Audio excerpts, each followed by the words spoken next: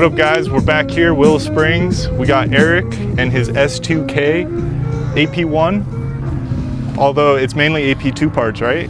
Yeah, AP1 chassis, AP2 drivetrain, so 2.2 engine, AP2 trans, AP2 drive shaft, AP2 diff. Very cool. Does have an AP1 flywheel with OEM clutch minus the pressure plate is ACT HD.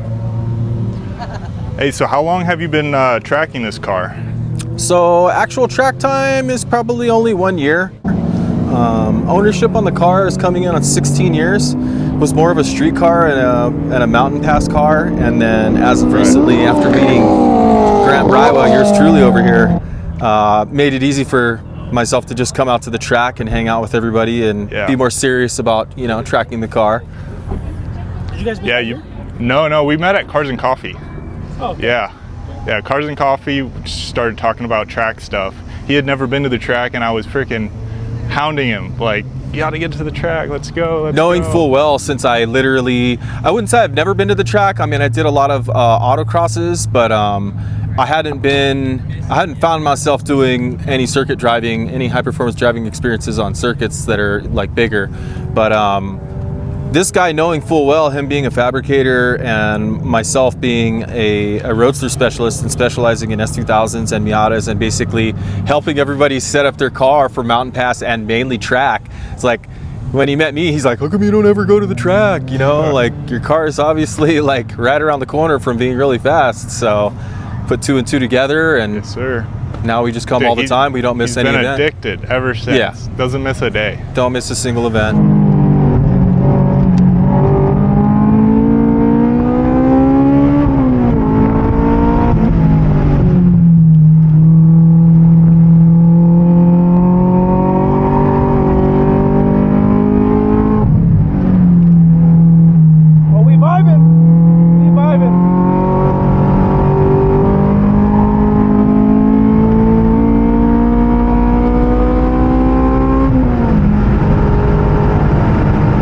Doesn't miss a day. Can't do it.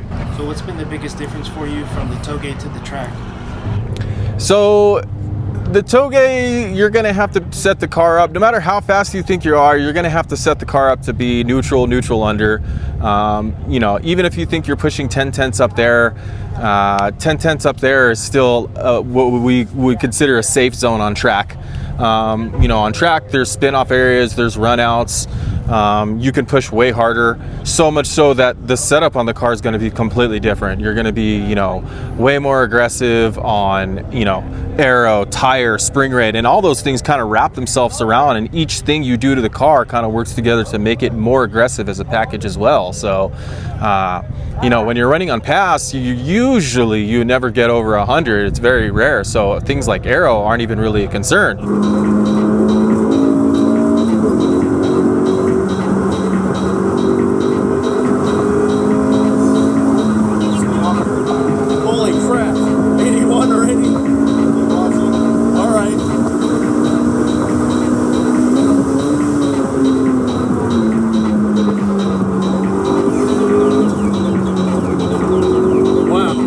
You're probably going to be a lot softer sprung, you know, whereas when you come out here, you're trying to look for every single tenth. So all of a sudden, high spring rate, aero, and all those things, they kind of wrap themselves together and keep you seeking more things to do to challenge the time quotient, so to speak. Yep.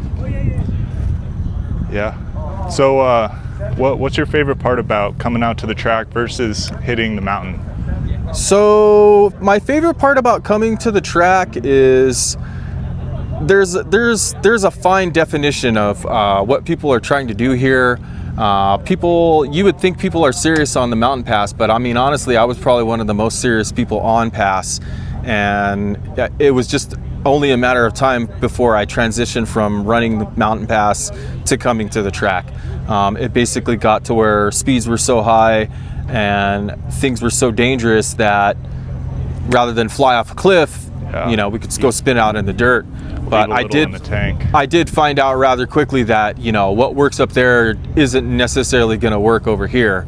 So, you know, again, spring rates, aero, sway settings, everything's way more aggressive here because you're just trying to make the car work and chasing time in a finite level. Whereas on mountain pass, you're really just trying to make the car as safe as possible going quick. And that's the hugest difference. Beyond that, I mean, obviously coming out here, people are serious about what they do and all at the same time have a really good attitude about what everyone else is doing. Everybody cares about everybody else's car, if they're PBing or not. And coming out and hanging out with friends, it just makes it easy to come to the track.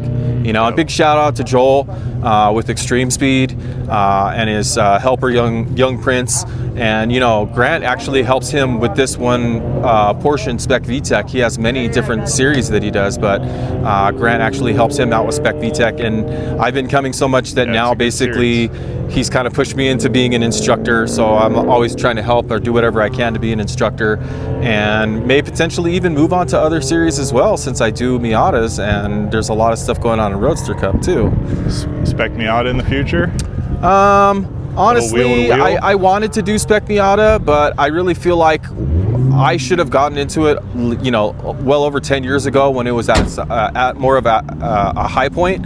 I think at this point, for me personally, I don't think it would be worth the money spent. I'd rather honestly get a little bit more time attack-ish, and I've like kind of graduated from that. But I feel like Spec Miata was when it first came out and the NB first came out and the NAs and the NBs were emerging way back when in the early 2000s. I feel like that was more of a high point versus now.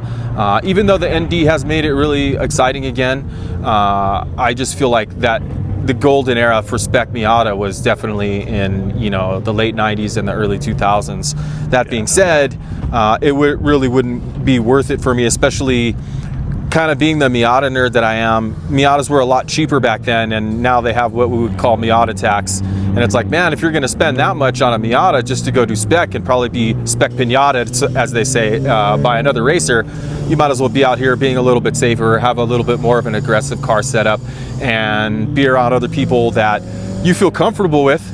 You know, we're not necessarily going wheel to wheel here, but in higher classes, you know, we will definitely give look by, point by, and or sometimes we can get a little bit competitive and, you know, I've been known to forced dive passes. I'm a bit of a dive bomber myself. Forced passes. So what kind of brakes do you have on here? So currently we have StopTech C43 trophies in the front, and we have 27-1 set up in the rear. We have quite a bit bigger 4-piston caliper in the front versus the smaller 4-piston caliper in the rear. How do you like the StopTechs? StopTech's a great company. They've treated me well. Rim and tire yeah, I can see a pretty aggressive tire setup on here. Yeah, right now it's wheel setup 1710 plus 50 square. Advan RS's, Acer titanium lug nuts, tires 255/40/17 Toyo RR race compounds.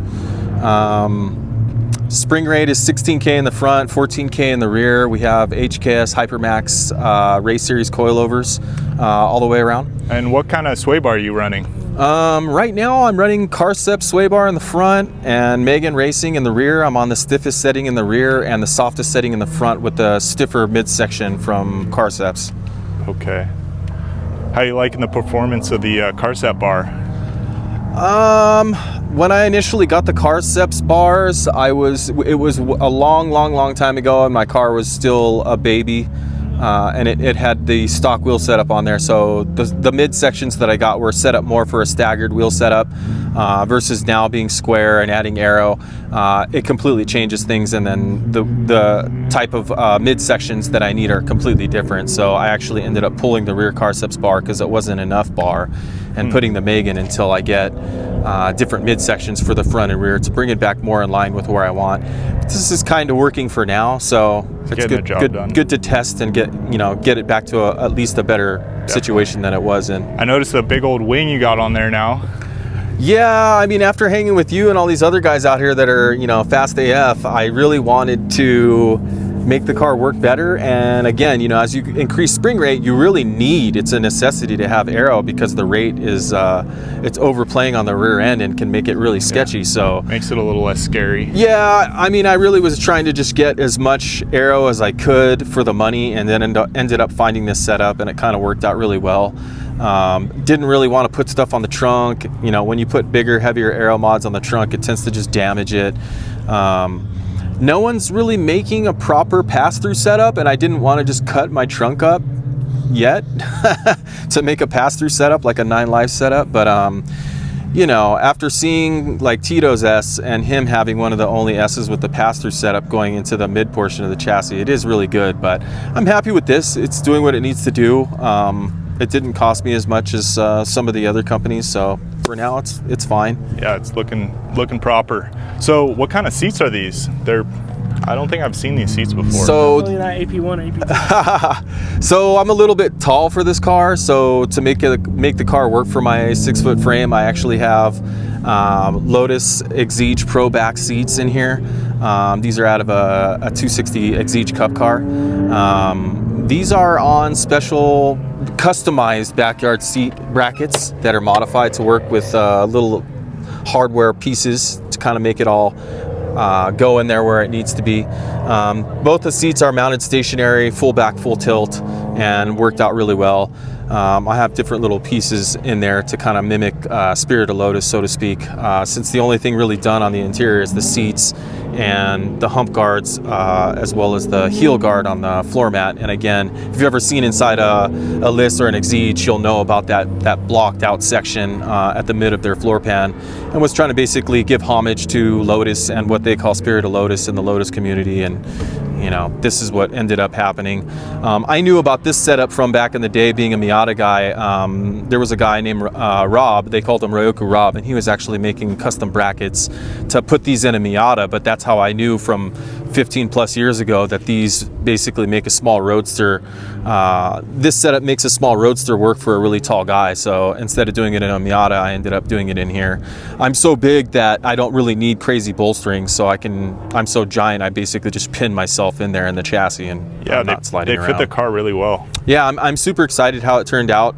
I'm still more of in a transitional state with this car versus it being a track only car. You know, there's still, you know, regular seat belts. Technically, having forward bars is illegal. You know, removing the airbag is illegal. So this is the ultimate compromise that I came up with to try and just make it work for street driving, going to Cars and Coffee, and mainly, you know, I still need to be safe and have fun here at the track. 100%. Yeah, she's a beautiful car. I really like the blue. Yeah, you know, the blue, I kind of always had a fetish for cars with blue interior after having the 323 GTX and the MX-6 GTS sibling cars. They were both white with blue interior. When I grew up, my dad had a Toyota Camry when they first came out fuel injected in '86, and it was blue on blue, but I always basically kind of had grown a kinship towards cars with blue interiors, and you know, it kind of just never left. Yeah, it works. My first car was a Miata with Laguna Blue. Yeah, Laguna Blue is definitely a very, very special color for the Miata, as well as the S2000. Some say the best color. That's all preference, but I can definitely attest to how popular Laguna Blue mica is. Yep. Absolutely. They call it LBP, Laguna Blue Pearl, for the S cars. So what are some plans with the car? What's the next step? So, more mods for the car. I mean, honestly, I really need to put the race bred splitter on the front.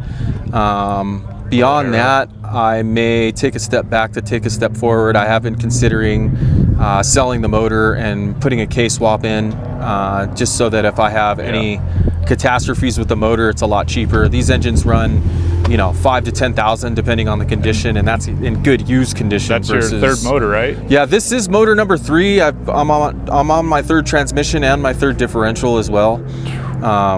So that's the reason why it's definitely not cheap. And the last 3 years, it's probably been, you know, $30,000 in, you know, running gear, tires, and just random bits to stay out on track. And yeah, if you sell that motor, you could almost swap in a K-Series for free. Yeah, that's kind of where it's going. Luckily, I do this stuff for a living, so it kind of helps offset costs. But at this point, it is on the brain about selling the engine.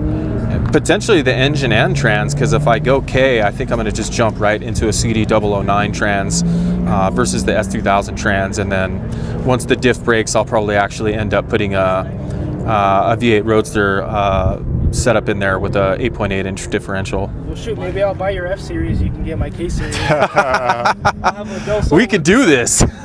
It's okay, hard. So any plans on boost? There's a lot on the table to transition from F to K and do the trans and potentially the diff. Once I finalize all that and get everything fairly well sorted, I could potentially add boost in at that point, which is why I made mentions of the 009 trans and the 8.8 inch rear end, because I'm kind of trying to maybe set up for boost in the future. You know, being around all these performance cars that are, you know, lighter and have really high scaled up power to weight ratios with their 2000 or sub 2,000 pound frames, they only need to have like 300 horse to be really competitive, where this with me and it is like 3,000 pounds. So, you know, this stock little 220 wheel on 3,000 pounds doesn't really have that power to weight quotient as some of these other really competitive older chassis. That being said, you know, to go boosted on the K series would definitely put me more into a power to weight ratio that would be more adequate to be hyper competitive, versus now it's more just fun. Yeah, well, she's a beautiful car. Appreciate the interview. There's a student driver. We got student driver over here. I also own an FA5. It's one of the fastest FA5 drivers over here in SoCal. Yeah, we'll look forward to tracking with you in the future. Hopefully you get that turbo so you can try to keep up. Yeah, I'm tired of being left behind. I feel like there's always something left on the table, and I'd really like to be able to get that day where I feel like nothing was left on the table and it was just filled with personal bests back to back. Yes, you know, sir. everybody's seeking that. All right, Eric. Well, I appreciate it. All right, guys. If you want to follow Eric, he's on social media, all platforms. You can find me on Facebook under my name, Erik Hendricks, or on Instagram, Roadster, all one word, ROADSTER, the number 2, capital N, capital R. Seek me out if you need service on Miatas or S2000s. I actually make a living as a specialist for S2K and Miatas. And I'm on Instagram, GGB_fab.